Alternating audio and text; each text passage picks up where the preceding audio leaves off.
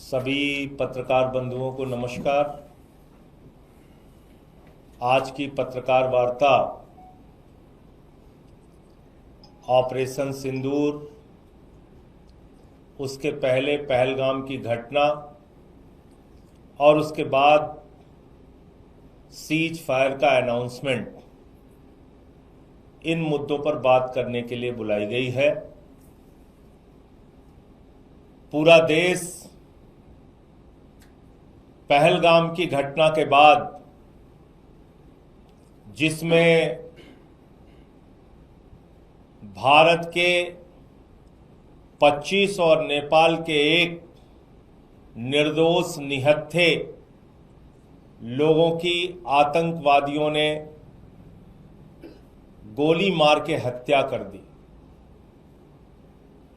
बहनों के माथे के सिंदूर उजाड़ दिए,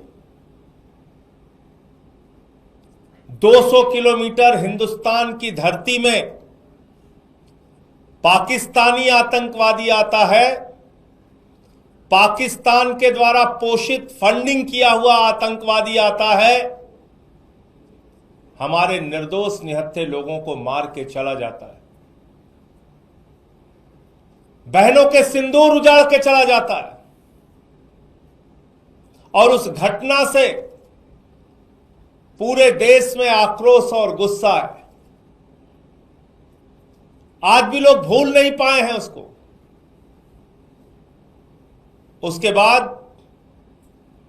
भारत की सरकार सर्वदलीय बैठक बुलाती है, पूरी घटना की जानकारी देती है और फिर ऑपरेशन सिंदूर की शुरुआत भारतीय सेना के द्वारा किया जाता है। भारत की सेना ने अपना गौरव, अपना पराक्रम, अपना शौर्य, अपनी बहादुरी का परिचय दिया। पाकिस्तान में घुस के 9 आतंकी ठिकानों को ध्वस्त कर दिया, बर्बाद कर दिया।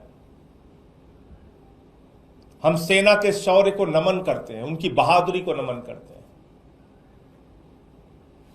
भारत की सेना ने आतंकवादियों और आतंकवाद का समर्थन करने वाले उनके सहयोगियों को 100 से अधिक संख्या में मारा। यह जानकारी सर्वदलीय बैठक में सरकार के द्वारा दी गई। 100 से ज्यादा आतंकवादियों को, और यह भी बताया कि 21 आतंकवादी ठिकाने हैं। और सरकार ने कहा ऑपरेशन सिंदूर जारी है। मतलब साफ है, वो 21 के 21 ठिकाने ध्वस्त होंगे।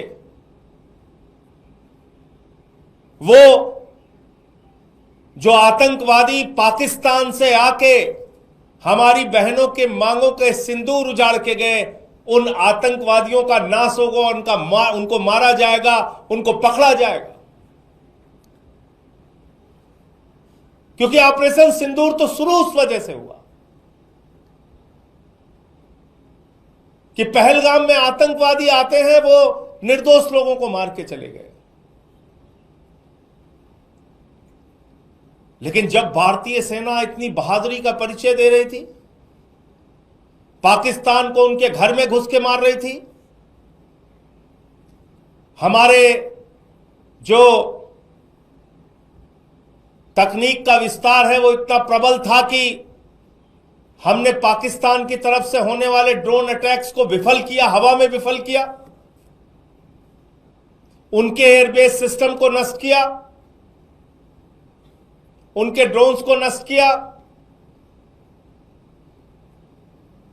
जब पाकिस्तान के द्वारा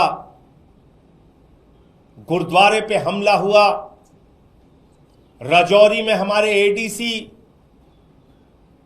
राजकुमार थापा जी की मृत्यु हो गई, हवालदार दिनेश शर्मा शहीद हो गए, अली शेख जी शहीद हो गए, सब इंस्पेक्टर इम्तियाज शहीद हो गए, पवन कुमार जी शहीद हो गए, राजस्थान के हमारे लाल शहीद हो गए। हमारे सेना के जवान अपनी शहादत देकर पाकिस्तानियों के आतंकवाद का मुकाबला कर रहे थे, पाकिस्तानियों के सेना के हर हमले का मुकाबला कर रहे थे। जब हमारे पास एक बड़ा मौका था भारतीय सेना के पास कि हम पीओके के ऊपर कब्जा कर सकते थे, वो पाक अधिकृत कश्मीर जहां पे आतंकवादी अड्डे हैं, जहां पे आतंकवादियों को पनाह दी जाती है, क्योंकि हम सब जानते हैं दुनिया का सबसे बड़ा आतंकवादी देश पाकिस्तान है। वहां हाफिज सईद, वहां मसूद अजहर, वहां ओसामा बिन लादेन भी था,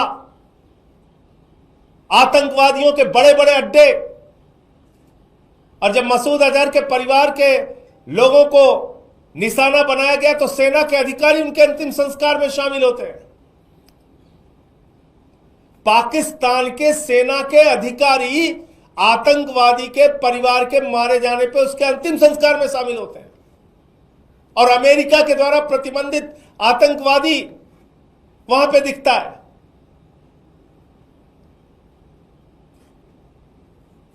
देश के लोगों के मन में एक सवाल है, बहुत बड़ा सवाल,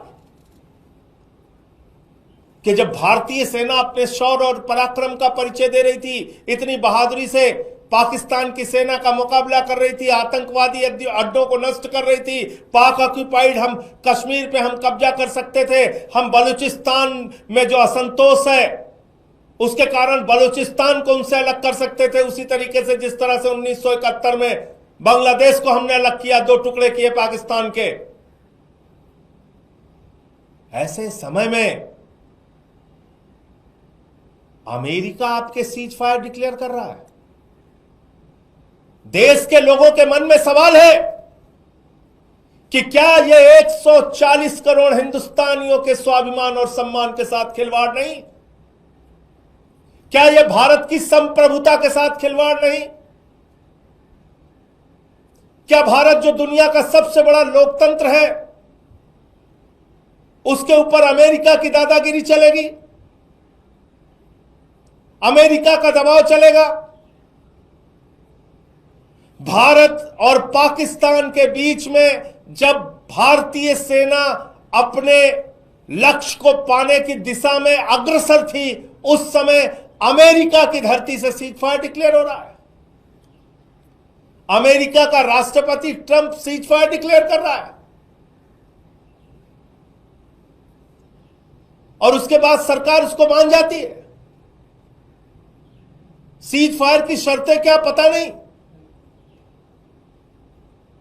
सीज फायर में वो 4 आतंकवादी 5 आतंकवादी जो पाकिस्तान से आए पहलगाम में, जिन्होंने बहनों के सिंदूर उजाड़े, उनका क्या हुआ?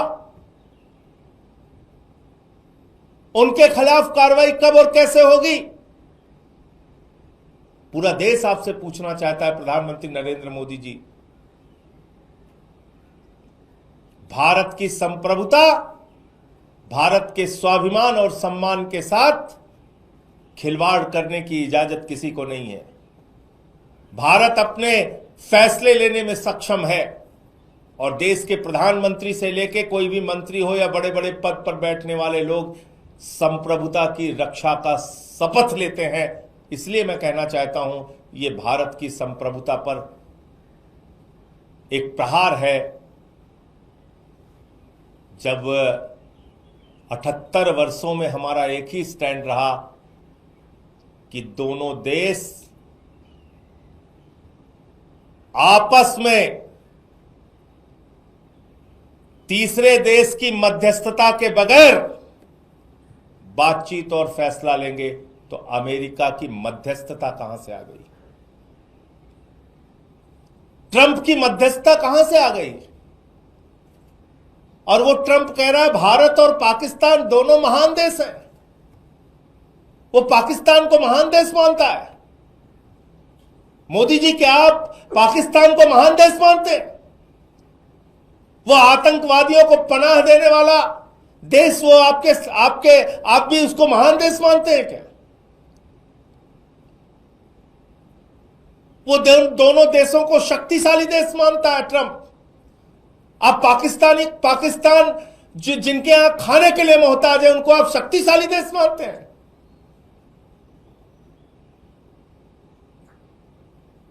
वो कह रहा है न्यूट्रल वेन्यू पे बातचीत होगी। किसने तय किया? कब तय हुआ?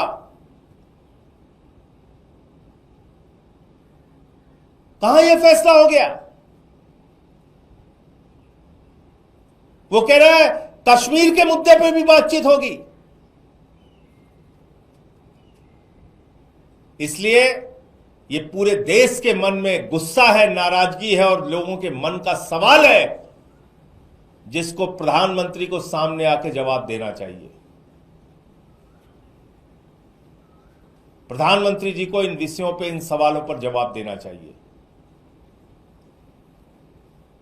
अमेरिका कौन होता है हमारे फैसले? वो कह रहा है दोनों देशों के बीच में व्यापारिक संबंध स्थापित करेंगे।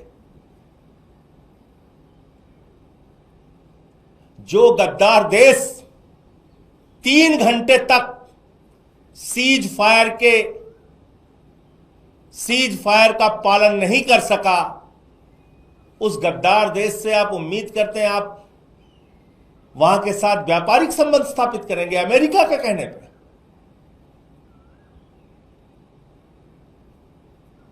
भारतीय सेना के गौरव को, भारतीय सेना की बहादुरी को, भारतीय सेना के पराक्रम को, भारतीय सेना के शौर्य को पूरा देश 140 करोड़ लोग सर झुका के नमन करते हैं। और जब हमारी सेना अपने लक्ष्य को प्राप्त करने के लिए पीओके हासिल करने की दिशा में, बलूचिस्तान को अलग थलग करने की दिशा में आगे बढ़ रही थी, उस समय अमेरिका के कहने पे, ट्रंप के कहने पे ये सीज फायर किन परिस्थितियों में और किस दबाव में हुआ, पूरे देश को इस बात की जानकारी प्रधानमंत्री नरेंद्र मोदी जी को देनी चाहिए। और इसके लिए सर्वदलीय बैठक बुलाइए और पार्लियामेंट का स्पेशल सेशन बुलाइए, इन सवालों का जवाब दीजिए। मुझे इतनी बात कहनी थी। अगर आपका कोई प्रश्न हो आप पूछ सकते हैं।